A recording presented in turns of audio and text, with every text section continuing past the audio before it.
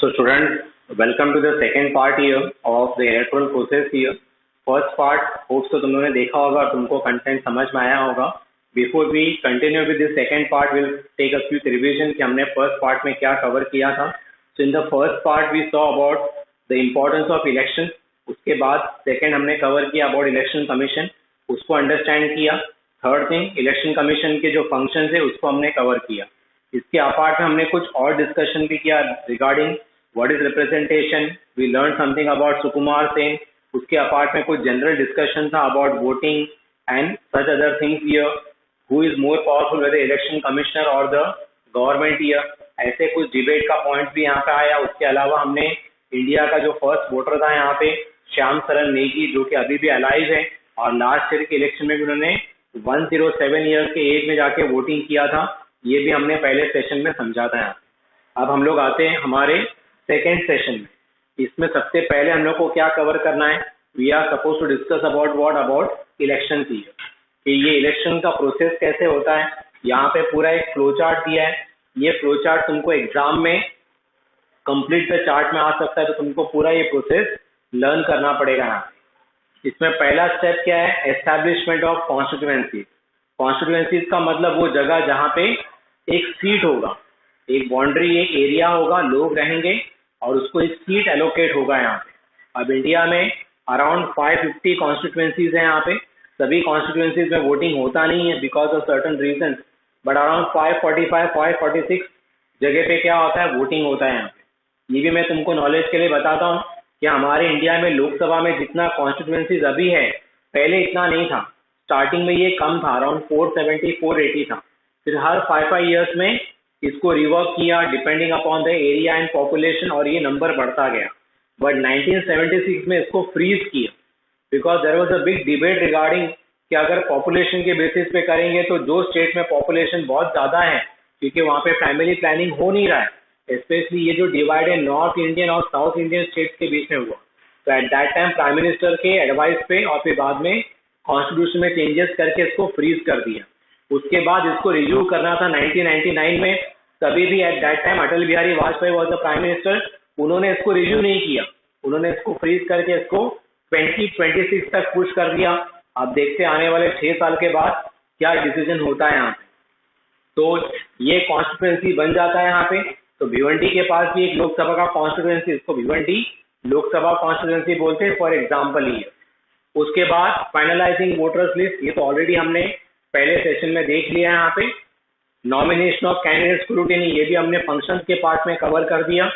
Election campaign, India में election campaign किसी एक मेला फेयर से कम नहीं, एक डेमोक्रेसी का फेयर है, डेमोक्रेसी का डांस है यहाँ पे. और बहुत ही ब्यूटीफुल तरह से होता है यहाँ पे, जहाँ पे अलग अलग पॉलिटिकल पार्टीज आते हैं, उनका स्लोगन बनता है, उनका रैलीज होता है यहाँ पे. ओके, अलग अलग मीडियम, सोशल मीडिया होगा यहाँ पे, मास मीडिया होगा, प्रिंट मीडिया होगा यहाँ पे, या face to face mouth to mouth जाके बोलना रहेगा यहाँ पे, डोर टू डोर कैंपेनिंग करना रहेगा. प्लेंटी ऑफ मेथड्स क्या है फॉलो किया जाता है. ओके, जिसका आज भी क्या है बड़ा इम्पैक्ट होता है यहाँ पे. 1952 से लेके अब तक एक चीज देखने में आया कि तभी भी रैलीज बहुत इंपॉर्टेंट था, आज भी रैलीज क्या है बहुत इंपॉर्टेंट है लोगों को इन्फ्लुएंस करने में यहाँ पे. ओके, तो बड़ा इलेक्शन कैंपेन चलता है, 2-3 महीने तक चल सकता है अगर वो लोकसभा का इलेक्शन है. स्टेट इलेक्शन रहेगा तो 1 मंथ का रहता है यहाँ पे. ऐसे सभी पॉलिटिकल पार्टीज जो इलेक्शन का साल होता है वहाँ पे 6 महीने पहले ही क्या करते हैं, तैयारी स्टार्ट कर देते हैं यहाँ पे. उसके बाद एक्चुअल वोटिंग, जो डेट ऑफ वोटिंग होगा इलेक्शन कमीशन के डेट के हिसाब से, उस दिन वोटिंग होता है यहाँ पे. और वोटिंग मॉर्निंग में 7 o'clock से लेके इवनिंग 5:30 या 6 PM तक रहता है यहाँ पे. ओके, इसमें एलिजिबल वोटर जिनका नाम वोटर लिस्ट में रहेगा वो जाके क्या कर सकते हैं, वोटिंग कर सकते हैं. उसके बाद वोट का काउंटिंग होगा. ये ध्यान में रखो, हमारे यहाँ पे ईवीएम इलेक्ट्रॉनिक वोटिंग मशीन के थ्रू क्या होता है, काउंटिंग होता है और वोटिंग होता है यहाँ पे. ओके, तो प्रोसेस बहुत फास्ट होता है. 2-3 दिन के बाद क्या होता है, इसका रिजल्ट आउट हो जाता है यहाँ पे. ओके, रिजल्ट क्या होगा, इसका आउट हो जाता है यहाँ पे. तो ये इलेक्शन का पार्ट होता है यहाँ पे. और इलेक्शन डिक्लेयर होने के बाद अगर कोई डिस्प्यूट रहा 1-2 दिन में या कमिंग डेज में, उसको बैठ के इलेक्शन कमीशन के लोग प्रॉपर डिसीजन मेकिंग से उसको क्या करते हैं, रिजॉल्व करते हैं। तो इस तरह से ये पूरा प्रोसेस क्या है, कैरी आउट होता है। लोकसभा के इलेक्शन में बहुत टाइम लगता है और विधानसभा में उससे कम लगेगा यहाँ पे। बट एनीवे, इंडिया में 3 लेवल पे इलेक्शन होता है, लोकसभा का, स्टेट गवर्नमेंट का और लोकल गवर्नमेंट का। तीनों इलेक्शन अपने आप में बहुत इंटरेस्टिंग है। मेनी टाइम स्टूडेंट्स ये इलेक्शन और ये पॉलिटिकल पार्टी और इनके सब प्रचार को देख के तुम में से बहुत से जन को शायद अच्छा नहीं लगता हो, या तुम सुनते होगे अरे ये पॉलिटिकल पार्टी कुछ करते नहीं, ये है वो है, but don't look in that way. तुम इंडिया का 70 इयर्स का हिस्ट्री देखो इंडिपेंडेंस के बाद, और इंडिया ने जो फैसिनेटिंग ग्रोथ अचीव किया है, हमारे इंडिया में डेमोक्रेसी स्टेबलाइज हुआ है और हमने हमारे कंट्री में बड़े बड़े रिफॉर्मेशन, बड़े बड़े चेंजेस लाया है। ओके, वो भी एक डेमोक्रेटिक, एक कॉन्स्टिट्यूशन के मेथड से यहाँ पे। Okay, grass root democracy India में प्रेजेंट है। Every village is having a democratic setup. ये बहुत बड़ा अचीवमेंट है क्योंकि दुनिया के किसी भी हिस्से में नहीं है, वर्ल्ड के किसी भी पार्ट में नहीं है। तो we need to thank the political setup in India जिसने ये चीज की है। और हमारे यहाँ पे कोई पार्टी अगर इलेक्शन हारता है तो अपना डिफीट एक्सेप्ट करता है। समझ में आ रहा है, यहाँ पे बोलता है कि मैं ऑपोजिशन में बैठूंगा और दूसरा पार्टी आके 5 इयर्स करता है, यानी पीसफुली चेंज होता है। ऐसा नहीं कि बदले का भावना है, ये है, रिवेंज लेना है, नो सच थिंग। इसका मतलब क्लियर है कि पॉलिटिकल मैच्योरिटी है इंडिया के डेमोक्रेसी में, जिसको लेके हम सबको अप्रिशिएट करना चाहिए। We should be proud of our own inner democratic system, ही जिसको हमारे पॉलिटिकल लीडरशिप ने स्ट्रेंथन किया है यहाँ पे, और लोगों का बहुत बड़ा ट्रस्ट है। और ये ट्रस्ट का एग्जांपल मैं बताता हूँ कि इंडिया में 2014 में 64% वोटिंग हुआ था, ओके, जो कि रिकॉर्ड था। और ये रिकॉर्ड ब्रेक हुआ 2019 में, जहाँ पे 68% तक चला गया। कितने स्टेट में तो 80% से ज्यादा वोटिंग हो गया, कितने रीजन्स में 90% के ऊपर ज्यादा वोटिंग हुआ। इसका मतलब क्लियर है कि आम आदमी को, कॉमन पीपल को कितना फेथ है, उसको पता है कि नहीं, इलेक्शन से फर्क पड़ता है। यहाँ पे वो बाहर आ रहा है, वो डेमोक्रेसी को सेलिब्रेट कर रहा है। तो ये इसका क्रेडिट कहीं ना कहीं पे हम लोग को हमारे पॉलिटिकल पार्टीज को और पॉलिटिकल लीडरशिप को देना चाहिए कि उन्होंने कम से कम इंडिया में स्ट्रक्चर ऐसा बनाया कि लोगों का फेथ उनके ऊपर है यहाँ पे। That's a good thing about our country. तो ये पर्टिकुलर पार्ट है इसका। इसमें टेक्स्ट का जो कंटेंट दिया उसमें ज्यादा पढ़ने का मैटर नहीं है ओके, इसलिए उसके बारे में डिस्कशन नहीं करेंगे हम लोग यहाँ पे। ओके, इसके बाद जो नेक्स्ट टॉपिक है उसके तरफ जाते हैं। Okay, students, continuing with the next part here, that is about the process of election year. So यहाँ पे एक फ्लो चार्ट दिया है, यहाँ पे ऑलरेडी हमने फ्लो चार्ट को डिस्कस किया है। यहाँ पे इस फ्लो चार्ट में स्टेप बाय स्टेप प्रोसेस बताया है यहाँ पे किस तरह से प्रोसेस ऑफ इलेक्शन होता है। सबसे पहला जो स्टेप है एस्टैब्लिशमेंट ऑफ कॉन्स्टिट्यूएंसीज, ओके, उसके बाद वोटर लिस्ट फाइनलाइज होगा, then nomination of candidate and the scrutiny of the nomination form. Actually में पहले नॉमिनेशन फॉर्म स्क्रूटिनी होगा, उसके बाद कैंडिडेट्स नॉमिनेट होते हैं, उसके बाद एक्चुअल इलेक्शन कैंपेन होता है। कैंपेन का मतलब होता है जब पॉलिटिकल पार्टीज एक्चुअली में कॉमन पीपल के पास जाते हैं और अपने मैसेज को प्रोपोगेट करते हैं। So it's a very long duration here during which election campaign takes place. उसके बाद एक्चुअल वोटिंग डेट जो इलेक्शन कमिश्नर ने और कमीशन ने डिसाइड किया है यहाँ पे, once that gets completed here तो काउंटिंग ऑफ वोट होता है। अभी तो मशीन से होता है, electronic voting machine, that is EVM. और उसके बाद फाइनली इलेक्शन के रिजल्ट जो है वो क्या होते हैं, आउट होते हैं यहाँ पे। इसके बाद स्टेप क्या रहेगा, resolution of disputes regarding elections अगर कुछ रहा तो क्या रहा फ्लो चार्ट में स्टेप यहाँ पे, पहले establishment of constituencies, then finalising voters list, nomination of candidate, actual election campaign, voting, counting, results, and finally resolution of the disputes regarding elections year. Okay, so the next part is about restructuring of constituency. How does it take place here? Constituency तो बन गया, पर क्या constituency break होगा, उसका number of seats बढ़ेगा, changes ये कौन करता है? तो इंडिया में टोटल 543 कॉन्स्टिट्यूएंसीज है। डिलिमिटेशन कमीशन, ओके, एक कमीशन, इसको क्या बोलते हैं, डिलिमिटेशन कमीशन। ये कमीशन सेंट्रल गवर्नमेंट द्वारा बनता है यहाँ पे, और ये कमीशन के जो मेंबर्स है वो एक तरीका, एक पैटर्न फॉलो करते हैं जिसमें लैंड एरिया, पॉपुलेशन को कंसिडर करके नंबर ऑफ सीट्स क्या होता है, एलोकेट होता है यहाँ पे। ओके, इंडिया में ये बहुत बड़ा चैलेंज होता है डिलिमिटेशन का जो पार्ट है। मैंने ऑलरेडी बताया 1976 से जो फ्रीज किया है नंबर ऑफ सीट्स वो अब तक बढ़ा नहीं है, it is as it is here for Lok Sabha here, और बाकी स्टेट्स में भी ऐसे ही यहाँ it has not been change.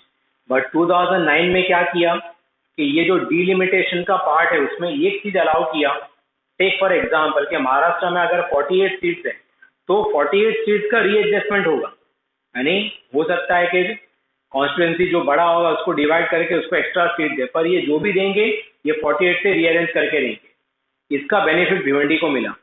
कैसे मिला मैं बताता हूँ। एग्जाम्पल है कि भिवंडी जो सिटी है इसको पहले क्या था, कॉन्स्टिट्यूंसी नहीं था लोकसभा का, वो दहानू से लड़ता था, पर अब चेंज हो गया 2009 के बाद। इसको एक अलग कॉन्स्टिट्यूंसी मिला यहाँ पे बेस्ड अपॉन द पॉपुलेशन, इसको नाम ही दिया है भिवंडी लोकसभा मतदार संघ है। तो ये delimitation commission does not come to any pressure, यानी वो कोई भी प्रेशर को के सामने झुकता नहीं है, does not go to any type of pressure ही है। ओके, तो ये डिलिमिटेशन कमीशन है यहाँ पे। इसके बाद हम लोग स्टडी करेंगे about code of conduct. What is this code of conduct? Code of conduct एक स्टैंडर्ड ऑपरेटिंग रूल्स होता है जिसको हर पॉलिटिकल पार्टी को सिस्टम को फॉलो करना पड़ता है ड्यूरिंग इलेक्शन ईयर। ये कोड ऑफ कंडक्ट कब से है? ये 1950 से है, जब ये पूरा सिस्टम बना तब से है। 1952 के टाइम पे भी था, उसके बाद एवरी 5 ईयर्स में ये था, और बहुत हद तक ये फॉलो भी होता था। Okay, but there were many complaints, there were many malpractices, there was violence, there was misuse of power. Okay, यानी बैलेट के ताकत की जगह पे बुलेट का ताकत बहुत जगह पे देखने को मिलता था यहाँ पे। Many people is to die during this election violence also. तो ऐसा सिचुएशन इंडिया में था that we had code of conduct but it was not sincerely followed. Textbook में कंटेंट में कुछ बताया नहीं है, बट स्टूडेंट जस्ट नॉलेज के लिए मैं बात बताता हूँ कि इंडिया में कोड ऑफ कंडक्ट और इलेक्शन कमीशन ने अपने आप को सीरियसली लेना कब चालू किया? This happened in 1991। तब TN Seshan, an IAS officer from Kerala who had worked at the central government, उनको क्या किया? इलेक्शन कमिश्नर बना दिया।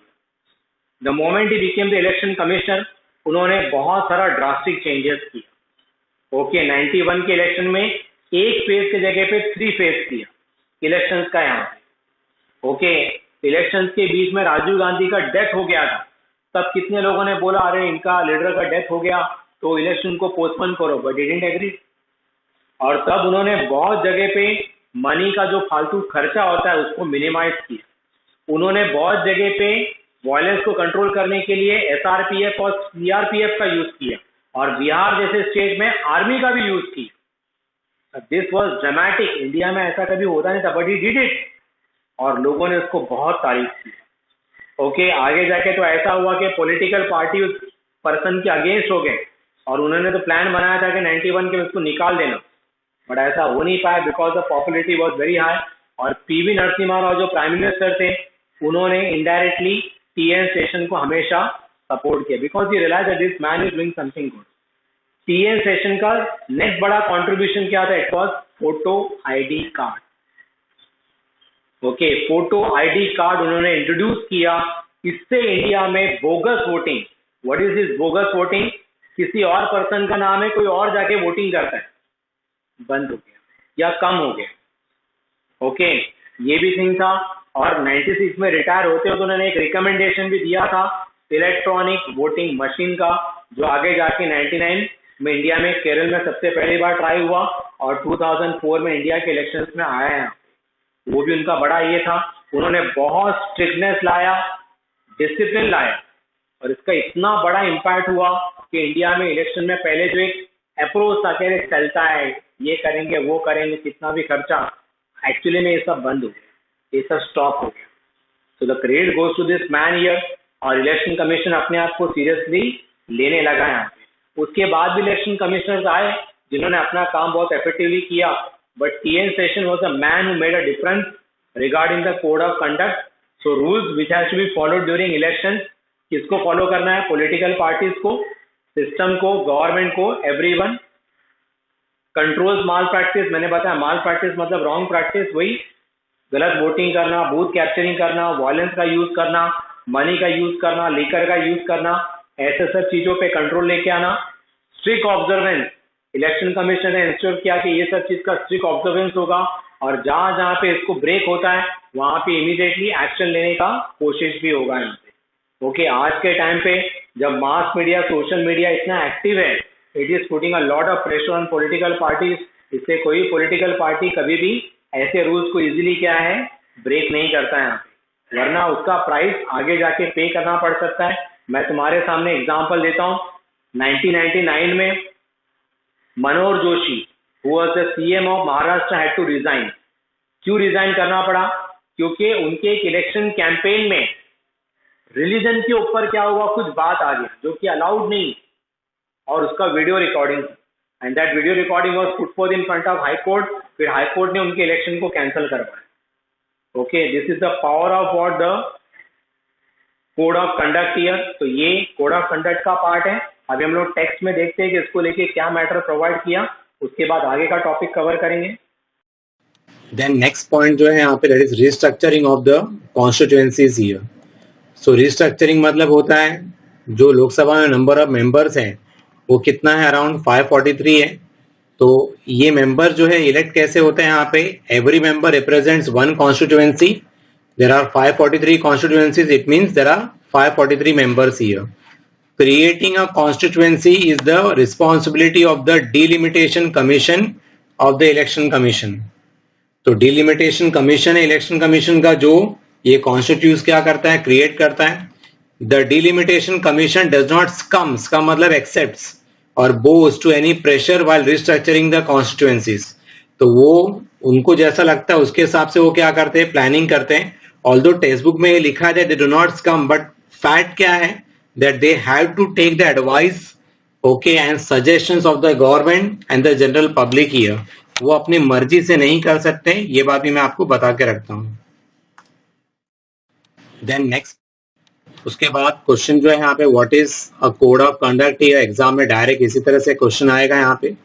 नाउ कोड ऑफ कंडक्ट का रिक्वायरमेंट क्यों पड़ता है यहाँ पे, क्योंकि इंडिया में बहुत बार इलेक्शंस फ्री एंड फेयर नहीं हो पाता, इसीलिए इलेक्शन कमीशन को बहुत सारा मेजर्स लेना पड़ता है।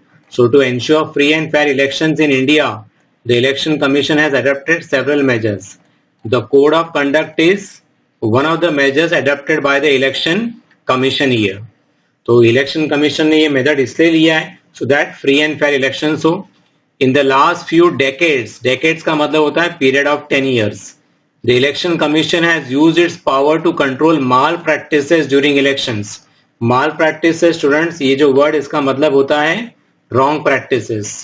The code of conduct explains the rules that are to be followed by the government, political parties and voters before and during the elections here. So code of conduct में सभी rules आते हैं जिसको government को, political party और voters को follow करना है। Even the government can not violet, that is go against this rules here. Due to the strict observation of the code of conduct in the last few elections, the common voter has become confident here. So common voter का confidence election process में बढ़ रहा है। वो बढ़ने के पीछे reason क्या है यहाँ पे, that every political party in government is following code of conduct. इससे इलेक्शन का जो ओवरऑल प्रोसेस है बहुत ही पीसफुल और डिसिप्लिन मैनर में कंडक्ट हो रहा है। उसके बाद नेक्स्ट पार्ट जो हम लोग को कवर करना है स्टूडेंट्स यहाँ पे, it is about challenges in conducting free and fair election year. India में डेमोक्रेटिक सेटअप है, लार्ज पॉपुलेशन है, बिग एरिया है, कॉम्प्लेक्स सोसाइटी है यहाँ पे, इलिटरेट मासेस है यहाँ पे, और दूसरा कल्चरल प्रैक्टिसेस है यहाँ पे, जमींदारी सिस्टम, कास्ट सिस्टम, बहुत कॉम्प्लेक्सिटीज है इंडिया में। और ऐसे में ये इंश्योर करना कि सिस्टम डिसिप्लिन से चले यह आसान नहीं है, it's a very tough job ही। फिर भी ये चैलेंजेस को ओवरकम करने के लिए गवर्नमेंट को बहुत मेहनत करना पड़ता है, इलेक्शन कमीशन को बहुत मेहनत करना पड़ता है। टीएन सेशन का जो मैंने बात बताया, उस पर्सन को बहुत फाइट करना पड़ा इस सिस्टम को रिफॉर्म करने के लिए, चेंज करने के लिए यहाँ पे। ओके, पहला पॉइंट देखते हैं प्रॉब्लम क्या है, misuse of money. Election is now becoming a big business here. Crores of rupees are being spent on the rallies on this conduct here. Independent candidates को लगता है कि मेरा पार्टिसिपेशन से कुछ मतलब ही नहीं, वो रहते ही नहीं, यानी सिर्फ बड़े बड़े पॉलिटिकल पार्टीज के लीडर्स इसमें आ जाते हैं यहाँ पे। तो फिर क्या होता है, इंडिया में बस एक सेट ऑफ वॉइस जो कुछ पॉलिटिकल पार्टीज का, वही आगे आता है।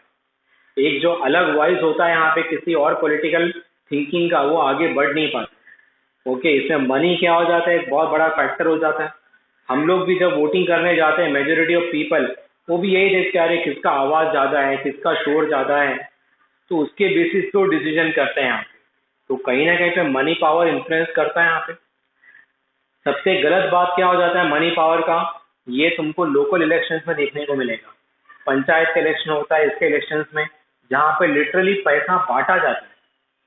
ओके, दलाल आ जाते हैं, ग्रुप आ जाते हैं, बोलते हैं मेरे पास 5 है, मेरे पास 10 है, मेरे पास 100 लोग हैं, इतना पैसा दो मैं तुमको वोटिंग कराता हूँ।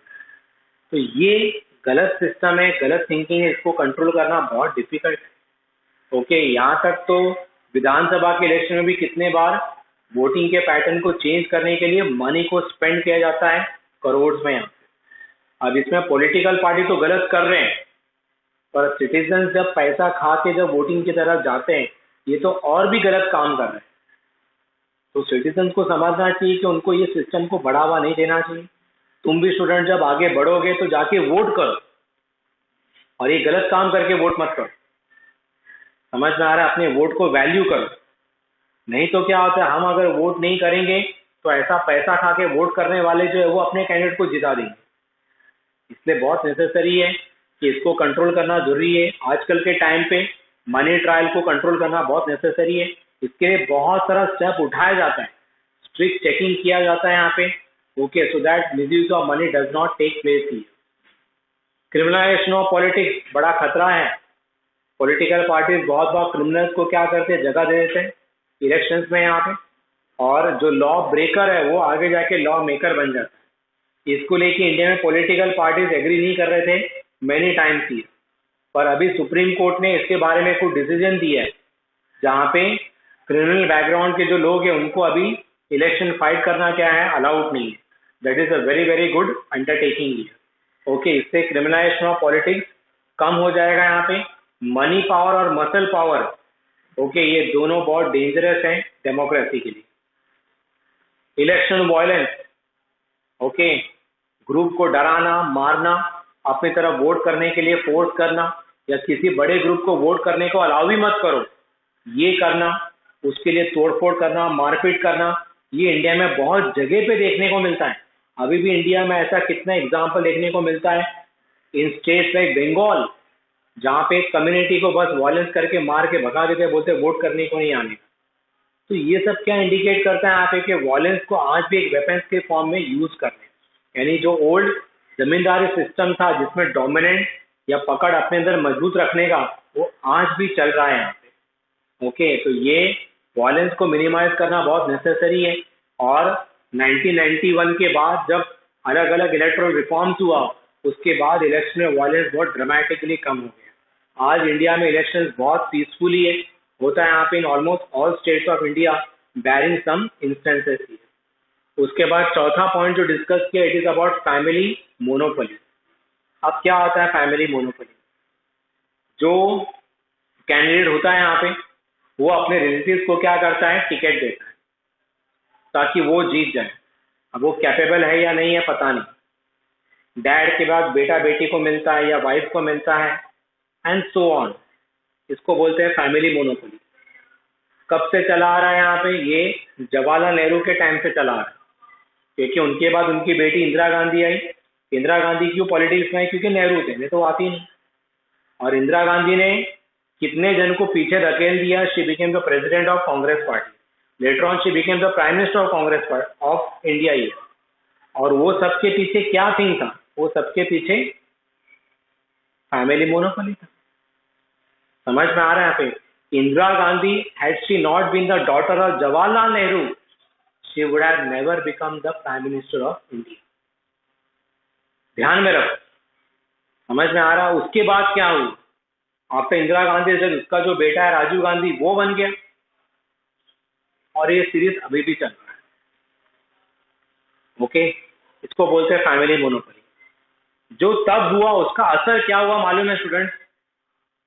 दूसरे जो पॉलिटिकल लीडर्स थे, जो नए नए उभर के आए थे, उन्होंने भी क्या किया? यही फैमिली मोनोपोली को सपोर्ट करना चालू कर दिया। अजीब बात, जिन्होंने अपने पूरे लाइफ में फैमिली मोनोपोली को गाली दिया, आगे जाके उन्होंने खुद फैमिली मोनोपोली को सपोर्ट किया और इसका नतीजा आज इंडिया में majority of parties family monopoly के ऊपर चल रहा है, जिसमें इनर पार्टी डेमोक्रेसी बहुत कमजोर है, which is not good for our country. Okay, मैं ये नहीं बोलता हूँ कि जिसके डैड पॉलिटिक्स में, वो पॉलिटिक्स में नहीं आ सकता, वो आ सकता है, कोई प्रॉब्लम नहीं, सबको फ्रीडम है, सब आ जाए। पर अगर कोई लीडर पॉलिटिकल पार्टी में है यहाँ पे, उसके घर के लोग को आना है, तो उनको कैसे आना चाहिए? पहले उनको मेंबर बनना चाहिए, ग्राउंड लेवल पे इलेक्शन लड़ना चाहिए, कैंपेनिंग करना चाहिए, स्टेट लेवल पे करना चाहिए, इश्यूज को रेज करना चाहिए, 10-15 साल एक्सपीरियंस गेन करना चाहिए, उसके बाद पॉलिटिक्स में या तो ऊपर लेवल पे आना चाहिए। ये नहीं कि घर में बैठ के चॉकलेट खा रहे, टॉफी खा रहे, अरे पप्पा ने बोल दिया चलो जाके इलेक्शन में खड़े हो जाते। समझ में आ रहा है यहाँ पे? इस तरह से अगर रहेगा तो बहुत खराब बात है। अनफॉर्चुनेटली इंडिया में ऐसी लॉलीपॉप जो बच्चे हैं, वो लोग आके आज क्या कर रहे हैं, इंडिया में बड़े बड़े पार्टी को चला रहे हैं। Okay, which is not good for our country. ये हमारे कंट्री के लिए अच्छा नहीं। अगर ऐसी फैमिली मोनोपोली चलेगा तो मेरिट और टैलेंट कहाँ पे जाएगा? समझ में आ रहा है? नया पॉलिटिकल लीडरशिप कैसे डेवलप होगा? वो डेवलप ही नहीं होगा। इसलिए फैमिली मोनोपोली भी एक बड़ा चैलेंज है। और तुम इंडिया में पूरा घूम के देख लो, कहीं पर भी almost all political parties are family run except few. Okay, they all are what family controlled.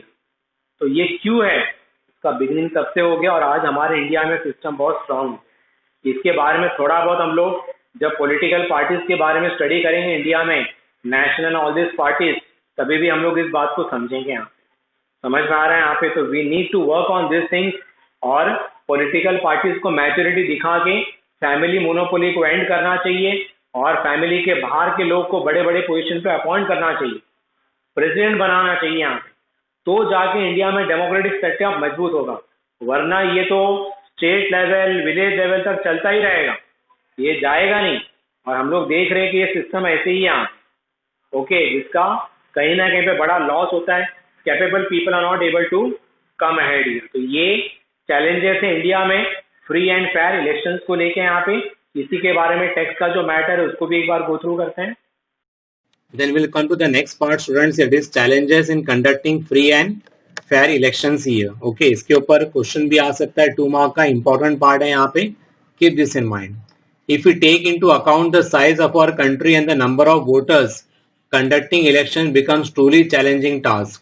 तो इंडिया में साइज तो बहुत बड़ा है, number of voters 84 to 90 crore के बीच में यहाँ पे. The election commission has to work in accordance with the law while dealing with the challenges here. तो कॉन्स्टिट्यूशन के प्रोविजन के हिसाब से उसको काम करना पड़ता है यहाँ पे. Misuse of money takes place to a great extent during election. तो ये सबसे पहला इशू है, मिसयूज ऑफ मनी, ये ध्यान में रखना. The election commission has to take several measures to stop such misuse of money here. Okay, तो ये इलेक्शन कमीशन का पहला चैलेंज है, misuse of money here. Then उसके बाद आगे का पार्ट देखते हैं. Then will come to the उसके बाद जो नेक्स्ट प्रॉब्लम है यहाँ पे, after the first one misuse of money, many political parties give election tickets to candidates with criminal background. तो ये सेकेंड इशू है, criminal background. That is this results not only in criminalisation of politics but the election commission also faces problem in ensuring that elections are conducted in free environment. So criminals अगर election में participate करेंगे, it will generate fear in the mind of the common citizens here. That is another challenge. तो पहला challenge क्या था? Misuse of money. Second, criminalization of politics. Third, another major challenge is violence during election year. Okay, the extent of violence has increased significantly during elections ही. अभी textbook में तो ये word use किया है यहाँ पे. ओके, पर मुझे लगता है ये स्टेटमेंट बराबर नहीं है. पहले इंडिया में वॉयलेंस बहुत होता था, पर अब ये बहुत ड्रामेटिकली कम हो गया है, ऑलमोस्ट 95% कम हो गया. सिर्फ कुछ जगह पे ये होता है इंडिया में, कुछ स्टेट्स में, but overall things have become very peaceful. Then all political parties should help the election commission to control this violence here. तो सभी पॉलिटिकल पार्टी का रिस्पॉन्सिबिलिटी है कि वायलेंस को वो फैलने से रोके. To retain a continuing influence on the politics, leaders give election tickets to their own relatives.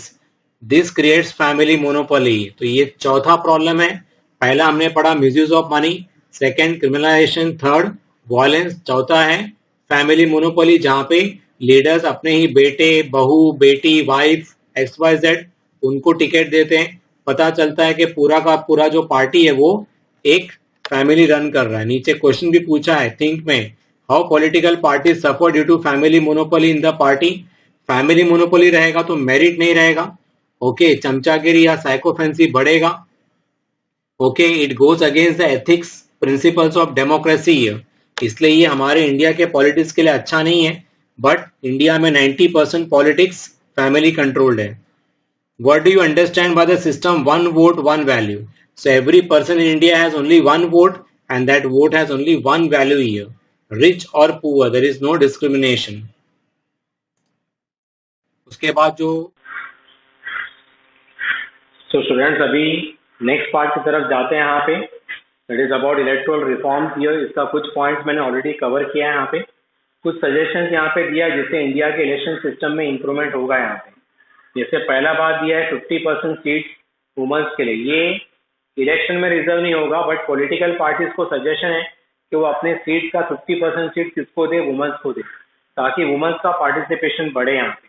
But students इसमें चैलेंजेस बढ़ा है यहाँ पे, क्योंकि हमारे इंडिया में वुमेन्स का जो पॉलिटिकल लाइफ में पार्टिसिपेशन वो बहुत कमजोर है, वो स्ट्रांग नहीं है।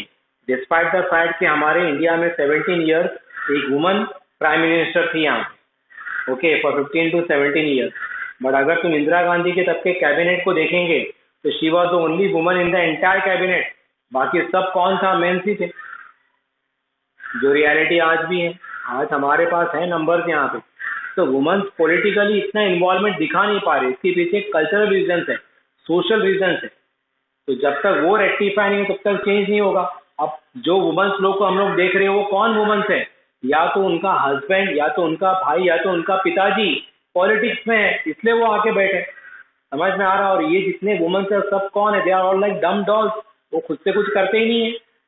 समझ में आ रहा है? वो सब इलेक्शन के टाइम पे आ जाते क्योंकि सीट्स रिजर्व किया है वुमेन्स का, और इलेक्शन लड़ लेते। उसके बाद 5 साल गायब, बाद में मालूम पड़ता है कि बेटा उसके नाम पे चला रहा है, हस्बैंड उसके नाम पे चल रहा है, तो बाप उसके नाम पे चला रहा है। ये रियलिटी है, बिटर बात है, कड़वी है, पर मैं सही बात बता रहा हूँ।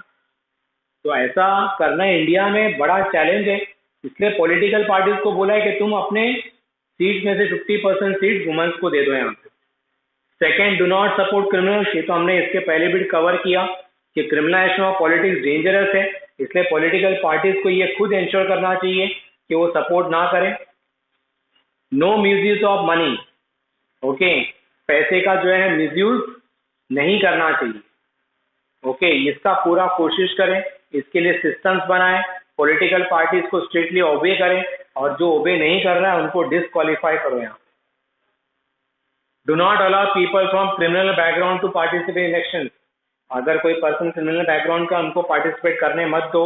ऑलरेडी इंडिया में इसको लेके लॉ फ्रेम हो चुका है यहाँ पे, और इसके वजह से क्या हो गया, because of this law and decision of supreme court, many criminals are not able to now participate in the process of election. तो ये कुछ सजेशंस है, ऐसे टाइम एंड अगेन सजेशंस आते रहते हैं यहाँ पे। उसके बाद स्टूडेंट्स हम लोग ये पार्ट देखेंगे, journey from ballot boxes to EVM machine. Ballot boxes का तो हमने सुकुमार सेन जो है उनके टाइम पे देखा था, और ये बैलेट बॉक्सेस इंडिया में 1999 तक चला। 2004 से इंडिया में ईवीएम मशीन आया और ये बराबर चला ईवीएम मशीन, ओके, और अभी भी चल रहा है। Common people are very comfortable, फटाफट वोटिंग हो जाता है यहाँ पे, और इसमें नोटा का बटन भी है, नन ऑफ द अबव। अगर तुमको दिए हुए कैंडिडेट में से किसी को वोट नहीं करना तो उस बटन को तुम प्रेस कर दो। इसके अलावा रिसेंट टाइम में वीवीपैट का भी आया, मैं वीवीपैट के बारे में तुमको बताता हूँ। कितने सारे पॉलिटिकल पार्टीज ने ये कंप्लेन करना चालू कर दिया 2014 के बाद कि ईवीएम में गड़बड़ी हो रहा है, और उन्होंने अलग अलग थियरी देना चालू कर दी। किसी ने बोला है कि ईवीएम हैक होता है, और अभी भी चिल्ला रहे हैं, अभी भी वो चिल्ला रहे हैं यहाँ पे। स्टूडेंट्स, अगर एक झूठ को तुम 1000 बार चिल्ला के बोलोगे तो दुनिया शायद उसको सही मानने लगे।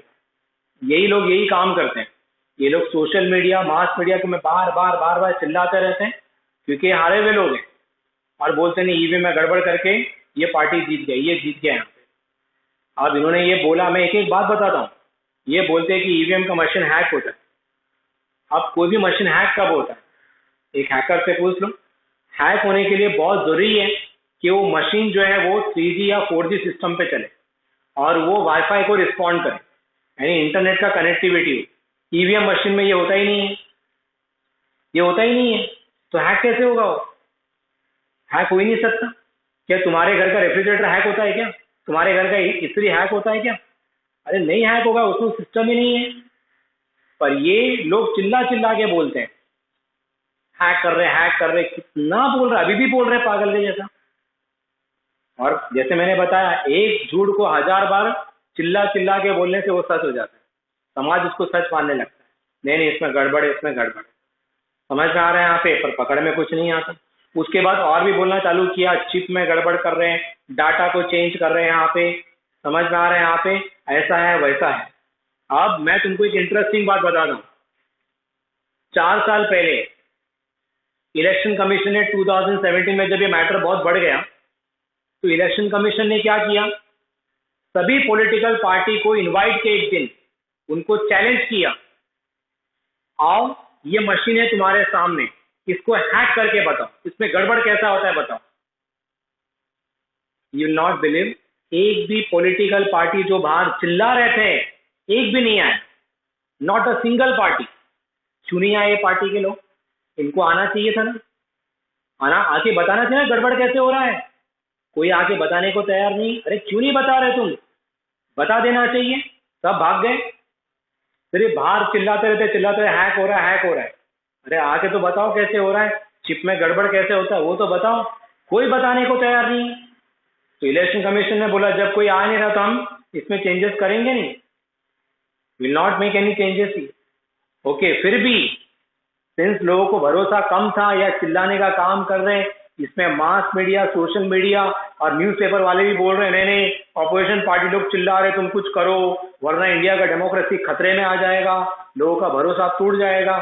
इसलिए गवर्नमेंट ने बाद में वीवीपैट लाया, voter verified paper audit trial. इसमें क्या होता है, मशीन जो है, द मोमेंट तुम बटन दबाते हो तो सामने एक पेपर आता है, वो पेपर तुमको बताता है कि वोट किसको गया है। तो अगर तुमने एक पार्टी को प्रेस किया तो पार्टी का नाम आता है, इससे कंफर्म हो जाता है कि वोट उसी को गया है। ये सबसे पहले voter verified paper audit trial Gujarat में यूज हुआ 2017 में, और इसमें 99.99% एक्यूरेसी आया, क्योंकि इलेक्शन कमीशन ने फीडबैक भी लिया, लोगों से पूछा कहीं पे कुछ गड़बड़ है, ऑलमोस्ट कहीं पे भी आया नहीं, एक आध दो आया होगा पर उसको तुम निगलेक्ट कर सकते हैं। इसका मतलब ईवीएम में कोई इश्यू नहीं है। और कितने पॉलिटिकल पार्टीज तो एक्सपोज हो गए, यानी ये पॉलिटिकल पार्टीज क्या करते हैं, जब वो जीत जाते हैं तो ईवीएम सही है, और जब वो हार जाते हैं तो ईवीएम गलत है। ये मैंने एग्जांपल देखा था 2018 में कर्नाटक के इलेक्शन। कर्नाटक के इलेक्शन में ऐसा हुआ कि स्टार्टिंग में जब रिजल्ट आया तो पता चला कि जो बीजेपी पार्टी वो जीत रहा है। द मोमेंट दिस हैपन, 10 बजे मैं बताता हूँ, ऑपोजिशन के जो दूसरे पार्टी के लीडर्स हैं, कांग्रेस वहां पे है, जेडीएस वहां पे है, इन्होंने आके बोलना चालू कि ईवीएम में गड़बड़ किया, हैकिंग किया, ऐसा वैसा। पर स्टूडेंट, दोपहर को 1:30-2 बजे जब फाइनल रिजल्ट आया तो ये पता चला that BJP short of majority, उसके पास 10-12 सीट कम है। और दोनों जो चिल्लाने वाले पार्टी है, कांग्रेस और जेडीएस, और जो लोग अलग अलग लड़े थे पर वो मिल के अभी मेजोरिटी में, अचानक उनके सुर बदल गए। अब ईवीएम सही था, क्योंकि उनको मालूम पड़ा दोनों मिलके गवर्नमेंट बना सकते हैं। इसी से तुमको समझ में आता है ये कुछ भी नहीं है, एक गेम है। ओके, जो लोग चिल्ला रहे हैं उनका काम क्या है, आओ अरे वीडियो बनाओ ना, वीडियो बनाओ, बताओ मशीन कैसे हैक होता है और उसको यूट्यूब में अपलोड कर दो। जाओ कोर्ट में, वहां पे चैलेंज करो, जाओ पुलिस स्टेशन में, वहां पे एफआईआर करो। इसमें से कुछ नहीं करते, बस चिल्लाते रहते। This is not the way to do it. समझ में आ रहा है यहाँ पे, डेमोक्रेसी रिक्वायर्स ट्रुथ। अगर है तो सामने लाके बताओ, रहेगा तो किसी और पे जाएंगे। पर ये चिल्ला के क्या बोल रहे हैं, ईवीएम बंद करो और बैलेट पेपर वापस दो। अब बैलेट पेपर से क्या होता था स्टूडेंट, बैलेट पेपर में ज्यादा पॉसिबिलिटी था बोगस वोटिंग करने का, क्योंकि है कि एक कागज का टुकड़ा तो है। समझ में आ रहा है यहाँ पे, उसमें स्टैंप मारना है, फोल्ड करके डालना है। और पहले के टाइम पे होता क्या था, वोटिंग हो गया, प्रोसेस बंद हो गया, उसके बाद भी पैसा खिला के इलेक्शन ऑफिसर को बोल के गड़बड़ करके और उसमें वोटिंग करते थे। बड़े बड़े लीडर्स अंदर घुस के ऑफिसर्सों को भगा के खुद ही वोटिंग करते थे। ये सब ईवीएम आने के बाद क्या हो गया, बंद हो गया, स्टॉप हो गया। ओके, क्योंकि ईवीएम के मशीन में ऐसा रहता है, एक पर्टिकुलर टाइम के बाद वो मशीन सील हो जाता है। ओके, और उसके बाद उसमें वोटिंग करना पॉसिबल ही नहीं। Okay, it's simply not possible. बहुत सारा उसमें प्रोविजन है यहाँ पे, फिर भी वीवीपैट का सिस्टम है। अब तो उनको ट्रस्ट ईवीएम पे आ जाना चाहिए। अभी ये सब डिबेट करना फ्रूटलेस है। इवन 2019 में भी कितना चिल्लाना चालू किया था, समझ में आ रहा है यहाँ पे, बट जब रिजल्ट नहीं वैसा आया यहाँ पे तो सब शांत हो गए, सब चुप बैठे। But I just can't say कि फ्यूचर में उठ के नहीं आया, फ्यूचर में फिर से आ सकता है। उसके बाद कुछ एक्स्ट्रा इंफॉर्मेशन दिया है regarding the types of elections in India year. तो 3 टाइप का इलेक्शंस है, general, mid term and by election year. Okay, 3 तरह का इलेक्शन है यहाँ पे। जनरल इलेक्शन जो है यहाँ पे वो लोकसभा का इलेक्शन है। ओके, और स्टेट इलेक्शन जो होता है यहाँ पे उसको जनरल इलेक्शन बोलते हैं। मिड टर्म जनरली जब कोई एक पार्टी गवर्नमेंट बनाता है तो उसको 5 साल तक अपना सिस्टम चलाना पड़ता है, पर कभी कभी पार्टी बीच में टूट जाता है, गवर्नमेंट काम नहीं कर पाता because of lack of majority.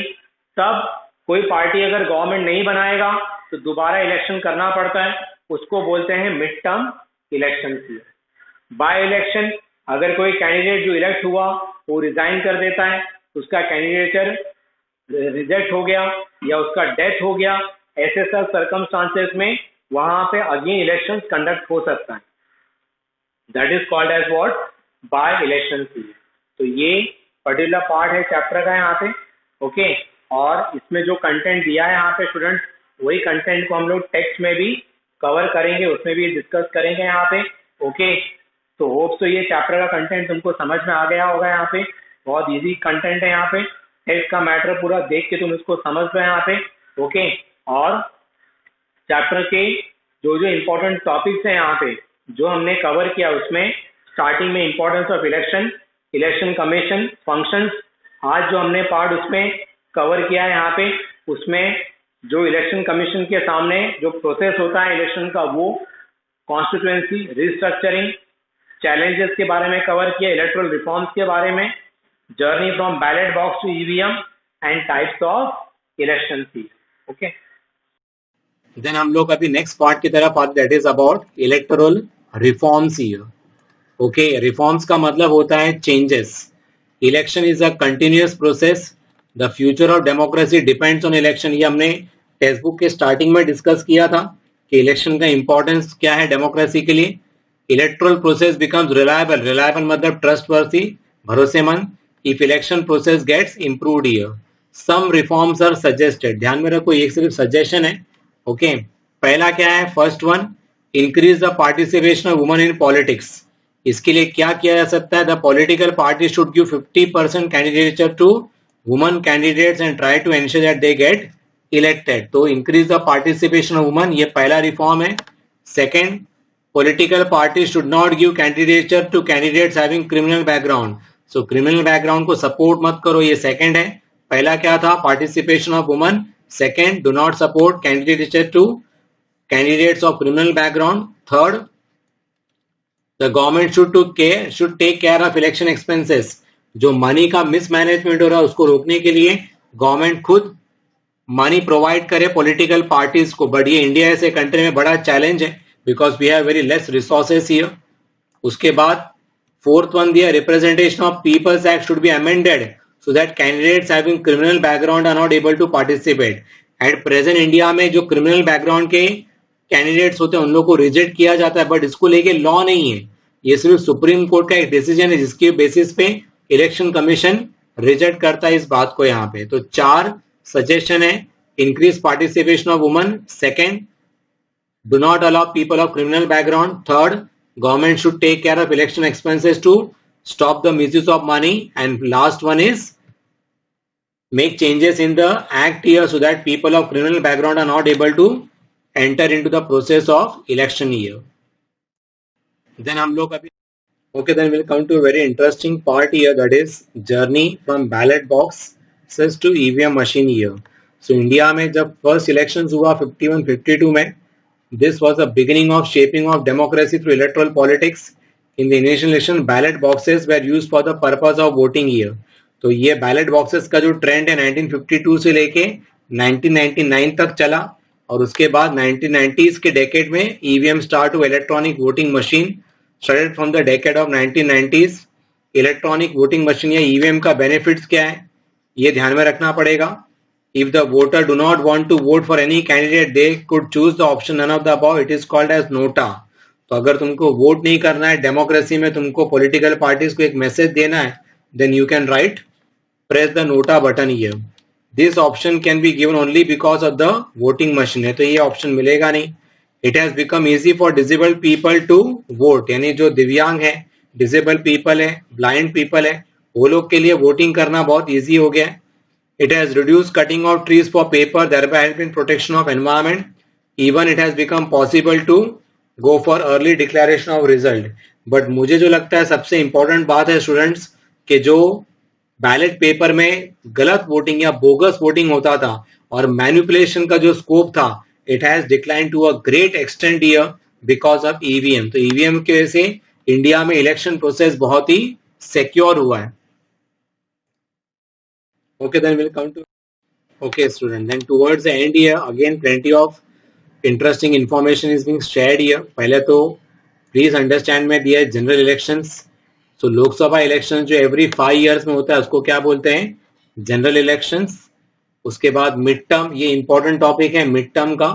If the elected government loses is majority before completing the term, और if the parties of the coalition government withdraw their support resulting in the loss of majority support to the government and there is no alternative form of government is possible, then elections are held before the completion of term. तो अगर party का majority चला जाता है, उसके पास support नहीं है, यहाँ पे कोई अल्टरनेटिव नहीं है, तो फिर गवर्नर को या प्रेसिडेंट को मिड टर्म इलेक्शंस क्या करना पड़ता है, डिक्लेयर करना पड़ता है.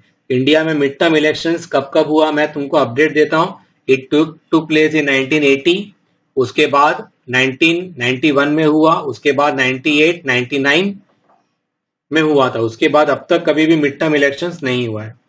By elections, if an elected representative in Lok Sabha, Vidhan Sabha और लोकल सेल्फ गवर्नमेंट रिजाइंस, यानी कोई अपने पोस्ट से रिजाइन करता है, और ड्यू टू हिज और death the seat becomes vacant, the elections are held there, this is called by election.